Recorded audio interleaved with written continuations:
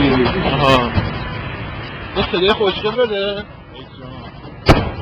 آجی چرا تأخیر داره اون بالا می‌سره که؟ بخاطر اینکه سرعت نه اینقدر فاصله آخه. نه تو اینقدر فاصله. یه ما 100,000 کیلومتر ما 50 200 سرعت داریم. وسط اون میدونی پارکه. آره. بدون توپا داره. این شکلی 200 متر بیشتر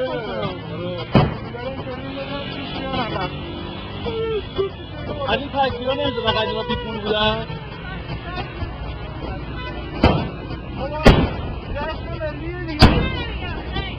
آها خب نه بچه تو با هم نیست منتظر حالا اینا آموزش شفایی نرفتن که تو که دروازه رفتی زیر خود آرپیسی هم سرم میرو